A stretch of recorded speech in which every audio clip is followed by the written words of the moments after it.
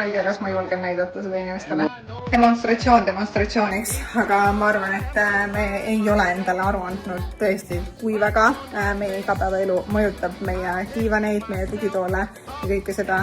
Ja arvestades, et meie beebi siin diivani peal iga päev mõnusalt aega veedab, siis üks õige puhastus kuluks marjaks ära.